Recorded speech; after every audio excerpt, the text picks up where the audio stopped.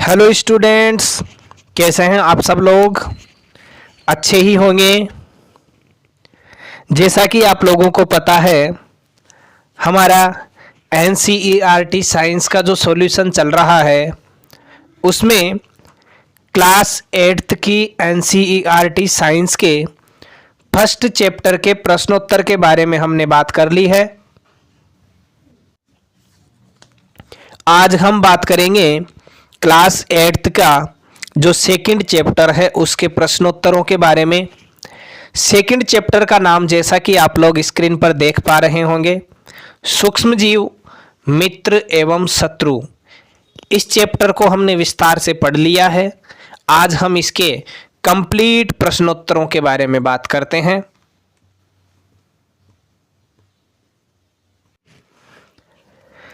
देखते हैं, पहला प्रश्न हमारे सामने है, रिक्त स्थानों की पूर्ति कीजिए। यहाँ जो रिक्त स्थान दिए गए हैं उनकी पूर्ति करके हमको इस प्रश्न को कंप्लीट करना है। जैसा कि इसका पहले प्रश्न का कह दिया हुआ है, सूक्ष्म जीवों को की सहायता से देखा जा सकता है। किसकी सहायता से? सूक्ष्मदर्शी की सहायता से देखा जा सकता है। तो यहाँ रिक्त स्थान में क्या आ जाएगा? सूक्ष्मदर्शी की सहायता से देखा जा सकता है। इसमें ख है, नीले हरे शैवाल वायु से, नीले हरे शैवाल वायु से का स्थिरीकरण करते हैं जिससे मिट्टी की उर्वरता में वृद्धि होती है। मिट्टी की उर्वरता बढ़ती है तो ये क्या करते हैं? नाइट्रोजन का स्थिरीकरण करते हैं। इसको हम N2 लिख सकते हैं और यहाँ से नाइट्रोजन लिख सकते हैं। अगला प्रश्न है, एल्कोहल का उत्पादन नामक सूक्ष्मजीव की सहायता से किया जाता है। किस सूक्ष्मजीव की सहायता से किया जाता है? तो इसका आंसर आ जाएगा यीस्ट। सही आंसर क्या हो जाएगा इसका? यीस्ट। अगला देखते हैं, हैजा के द्वारा होता है। हैजा किसके द्वारा होता है? तो हम जानते हैं हैजा जीवाणु के द्वारा होता है। चलिए नेक्स्ट क्वेश्चन की अपन बात करते हैं। देखते हैं नेक्स्ट क्वेश्चन क्या है। सेकंड प्रश्न है, सही शब्द के आगे सही का निशान लगाइए। सही शब्द के आगे हमें सही का निशान लगाना है। इसका क प्रश्न जो है हमारे पास वो हम देखते हैं। यहाँ दिया हुआ है कि यीस्ट का उपयोग निम्न के उत्पादन में होता है। यहाँ पर सही के आगे राइट टिक करना है। तो हम देखते हैं, यीस्ट का उपयोग निम्न के उत्पादन में होता है। चीनी के उत्पादन में, एल्कोहल के उत्पादन में, हाइड्रोक्लोरिक अम्ल के उत्पादन में या ऑक्सीजन के उत्पादन में। तो यहाँ हमने देखा था कि जब एल्कोहल बनाई जाती है तो वहाँ पर हम यीस्ट का उपयोग करते हैं। तो हमारे पास सही आंसर क्या हो जाएगा? एल्कोहल हो जाएगा। ठीक है, चलिए नेक्स्ट क्वेश्चन की तरफ चलते हैं अपन। इसमें ख दिया हुआ है, निम्न में से कौन सा प्रतिजैविक है? प्रतिजैविक के बारे में हम पढ़ चुके हैं। तो देखिए प्रतिजैविक कौन कौन से हैं उनके बारे में हम बात करेंगे।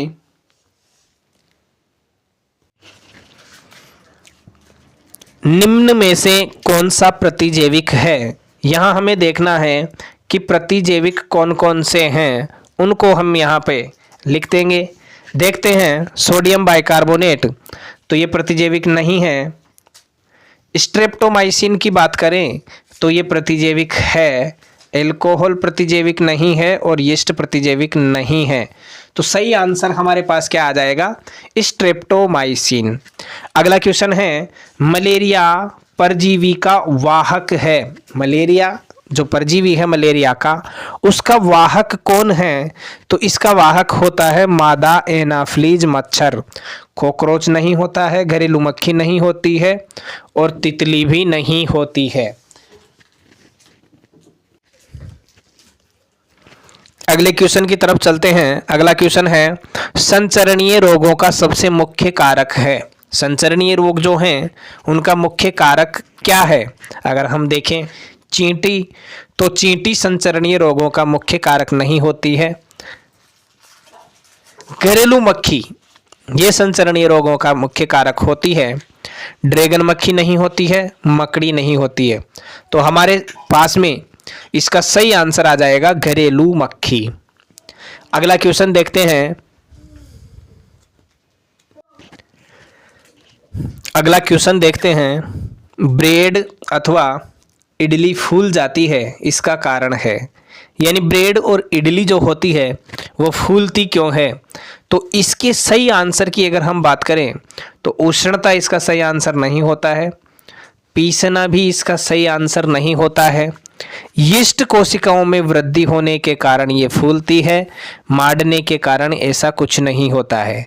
तो इसका सही आंसर जो है वो अपने पास क्या आ जाएगा? यीस्ट कोशिकाओं की वृद्धि। चलिए अगला प्रश्न देखते हैं। चीनी को एल्कोहल में परिवर्तित करने के प्रक्रम का नाम क्या है? भाई चीनी को हम एल्कोहल में परिवर्तित करते हैं तो ये जो प्रक्रम होता है क्या कहलाता है? पहला देखते हैं नाइट्रोजन स्थिरीकरण, तो ऐसा कुछ नहीं है। मोल्डिंग की बात करें तो ऐसा भी कुछ नहीं होता है, मोल्डिंग ऐसा प्रक्रम नहीं है। अगला बात करें हम किण्वन की, तो ये बिल्कुल सही आंसर हो जाएगा।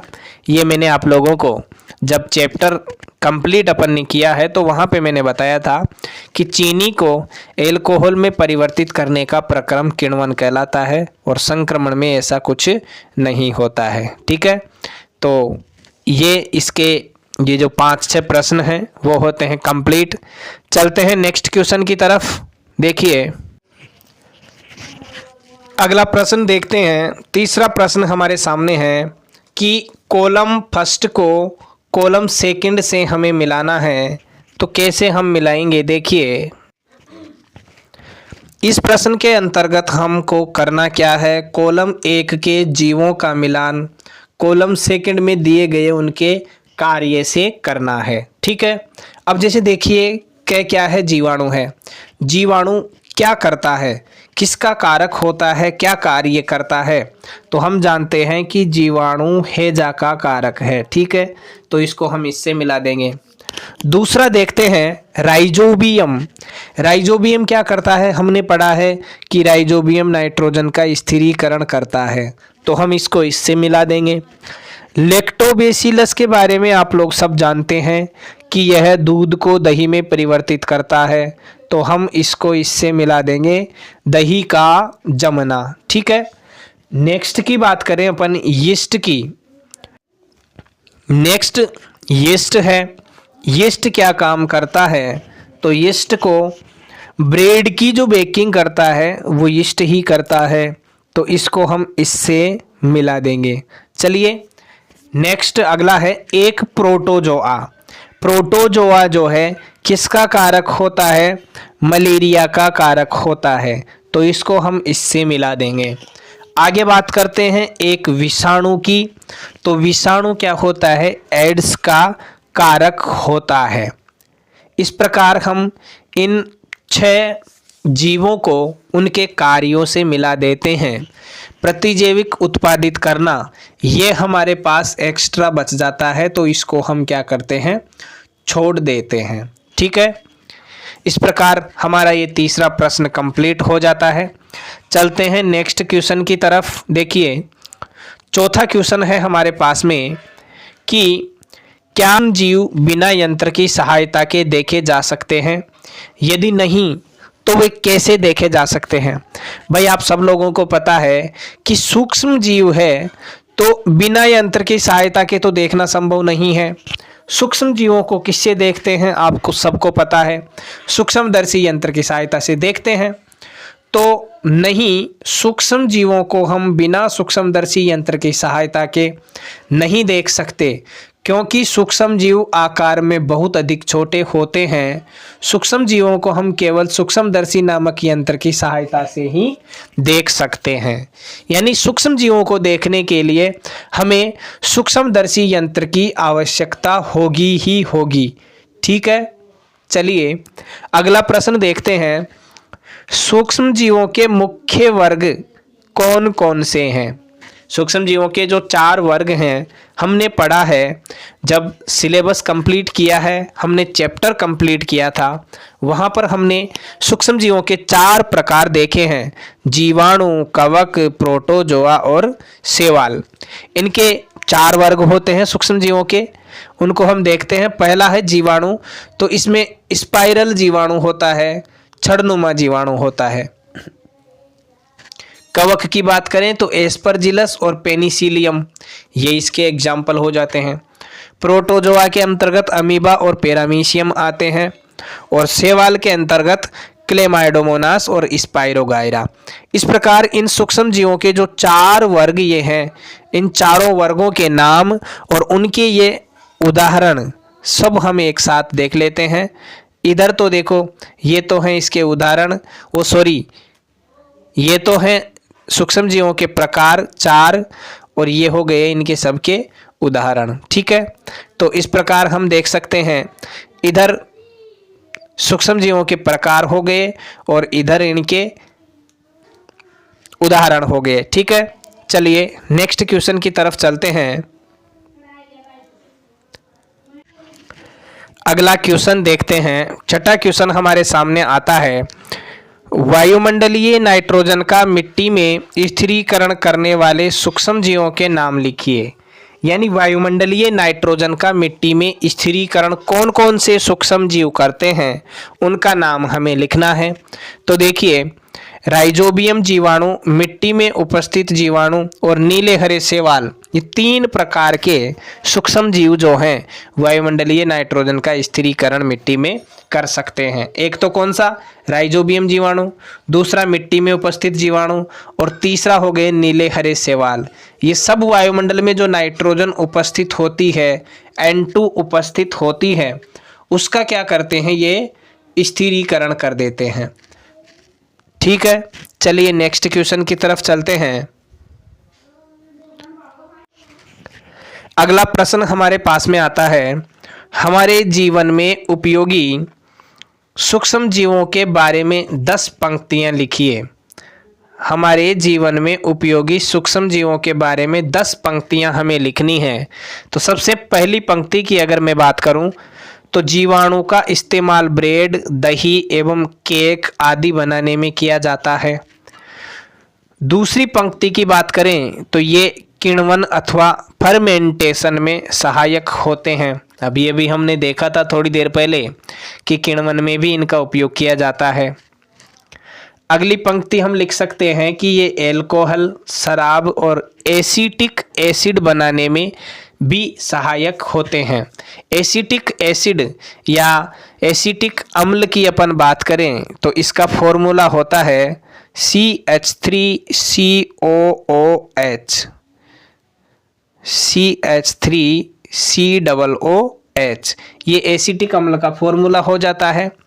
एल्कोहल और शराब और एसिटिक एसिड बनाने में भी इनका उपयोग किया जाता है। अगली पंक्ति की बात करें तो ये मनुष्यों तथा जंतुओं को बीमारियों से बचाने में भी उपयोगी है। कैसे भाई, प्रतिजैविक औषधियों के निर्माण में इनका उपयोग किया जाता है, तो ये बीमारियों से बचाने में सहायक है। 5वीं पंक्ति लिख सकते हैं कि पर्यावरण को स्वच्छ और संतुलित बनाए रखने में भी इनका इस्तेमाल किया जाता है। पर्यावरण को स्वच्छ बनाते हैं, संतुलित बनाते हैं, उनमें इसका उपयोग किया जाता है। हम जानते हैं कि कहीं पे जैसे मान लो कोई वस्तु सड़ गल रही है तो सूक्ष्म जीव तो उस वस्तु को नष्ट करेंगे और उसका अपघटन कर देंगे, तो पर्यावरण में क्या हो जाएगा, शुद्धिकरण हो जाएगा। चलिए अगली पंक्ति की अपन बात करते हैं कि जीवाणुओं का प्रयोग औषधि दवा बनाने में किया जाता है। भाई जीवाणुओं के द्वारा औषधि बनाई जाती है, दवा बनाई जाती है, ये बनाने में भी इसका उपयोग किया जाता है। अगले की बात करें अपन कि ये कृषि में मृदा की उर्वरता में वृद्धि करने में भी सहायक होते हैं। कृषि कार्य में अपन मृदा की उर्वरता को बढ़ाते हैं। मृदा की उर्वरता बढ़ती है तो फसल की उपज बढ़ती है। तो प्रत्येक किसान फसल की उपज बढ़ाने के लिए क्या करता है, मृदा की उर्वरता को बढ़ाने की कोशिश करता है। ठीक है।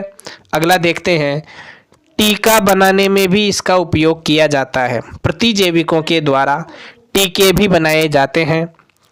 अगली पंक्ति की बात करें तो अचार, पनीर और अन्य खाद्य पदार्थों के उत्पादन में भी ये सहायक होते हैं।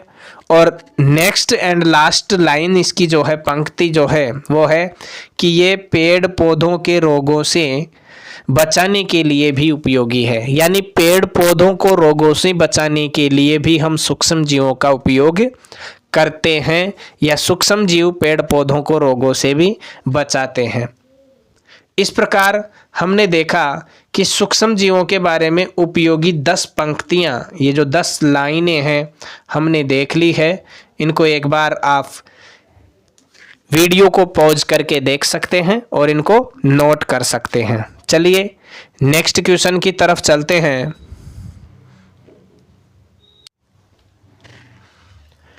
अगला प्रश्न है हमारा 8वां प्रश्न है, सूक्ष्म जीवों द्वारा होने वाली हानियों का विवरण कीजिए। यानी सूक्ष्म जीवों के द्वारा कौन कौन सी हानियां होती है। सूक्ष्म जीवों से होने वाली कौन कौन सी हानियां हैं उनको एक एक करके बात करते हैं। सबसे पहली हानि की बात करें तो कुछ जीवाणु पौधों एवं खाद्यान्नों को नष्ट कर देते हैं। दूसरी हानि की बात करें तो कुछ जीवाणु मनुष्यों एवं पशुओं में रोग उत्पन्न करते हैं। भाई रोग उत्पन्न करेंगे तो हानि पहुंचाएंगे।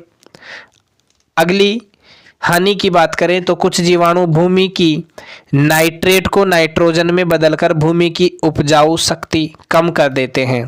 भाई नाइट्रोजन स्थिरीकरण के अंतर्गत क्या होता है, नाइट्रोजन जो होती है N2 जो होती है उसको किस में बदला जाता है, इसके यौगिक में बदला जाता है।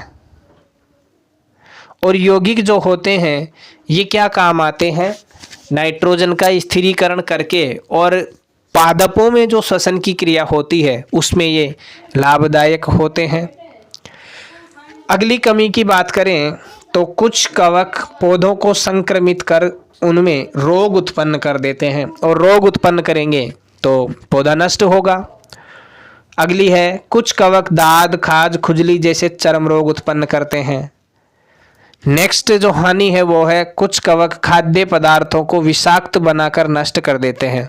भाई खाद्य पदार्थ विषाक्त बन जाता है तो वो विषाक्त बना करके उसको क्या कर देते हैं, नष्ट कर देते हैं।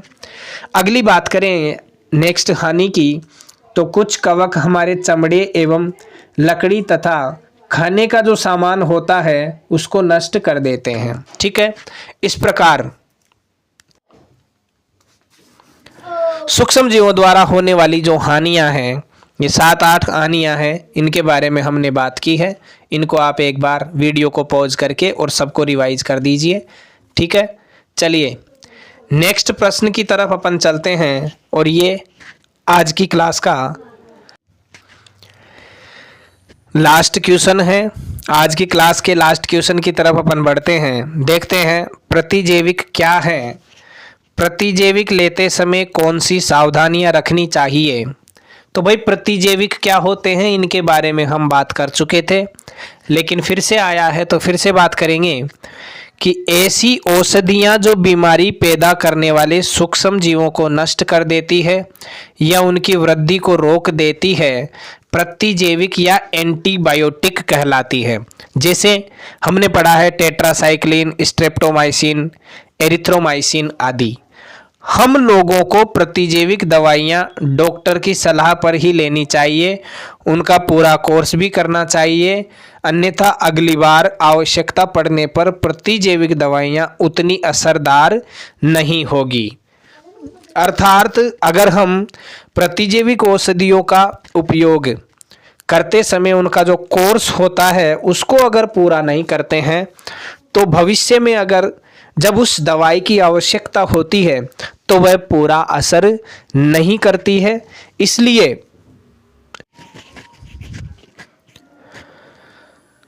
प्रतिजैविक औषधियों को अगर हम लेते हैं तो हमें पूरा कोर्स करना चाहिए, क्योंकि जब अगली बार प्रतिजैविक औषधियां हम लेते हैं तो वो तब ही असर करती है जब हम पहले उसका पूरा कोर्स करते हैं। अगर पूरा कोर्स नहीं करते हैं तो अगली बार प्रतिजैविक दवाइयाँ जो है उनका असर क्या होता है, कम हो जाता है। तो इस प्रकार हमारा ये चैप्टर कंप्लीट होता है। इन प्रश्नों में आपको किसी भी प्रश्न के उत्तर में समस्या है तो आप वीडियो को पॉज कर करके एक एक को देख सकते हैं। फिर भी कोई समस्या हो तो आप लोग कमेंट करके पूछ सकते हैं। एक बार फिर से मैं इसका रिव्यू दिखा देता हूँ, आप देख लीजिए और पॉज कर करके आप इसको देख सकते हैं। ये पहला प्रश्न रहा, ये दूसरा प्रश्न हो गया, दूसरे प्रश्न के ये 5-6 प्रश्न हैं, ये तीसरा आ गया मिलान वाला, फिर चौथा आ गया, ये 5वां, छठा, 7वां, 8वां और ये 9वां प्रश्न। इस प्रकार ये कंप्लीट हो जाता है। इसके साथ ही आज की क्लास को हम यहीं समाप्त करते हैं। वीडियो को पूरा देखने के लिए आप सभी स्टूडेंट्स का, आप सभी दोस्तों का बहुत बहुत धन्यवाद। अगर वीडियो अच्छा लगता है तो वीडियो को लाइक करिए, शेयर करिए, अपने दोस्तों को बता दीजिए। और अगर आप लोगों को लगे कि इस चैनल पर जो अध्ययन सामग्री आ रही है वो आप लोगों के लिए अच्छी साबित हो रही है तो आप चैनल को सब्सक्राइब जरूर करिए। अब चैनल को सब्सक्राइब करने से होगा क्या कि जैसे ही आप लोगों को नेक्स्ट वीडियो आप लोगों के लिए इस चैनल पर अपलोड किया जाता है तो उसका नोटिफिकेशन सबसे पहले आपको मिलेगा और उसकी सूचना जो होगी, इन्फॉर्मेशन जो होगी सबसे पहले आप तक पहुंचेगी। अगर आप चाहते हैं कि इस चैनल पर आने वाले नेक्स्ट वीडियो को सबसे पहले आप देखें तो उसके लिए आपको चैनल को सब्सक्राइब तो करना ही होगा। ठीक है, इसी के साथ आज की क्लास यहीं होती है समाप्त। आप सभी स्टूडेंट्स का बहुत बहुत धन्यवाद।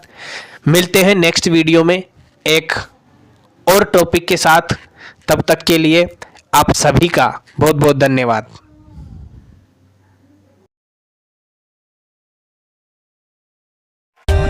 For more updates, subscribe to our channel, click the show links and enjoy watching the videos.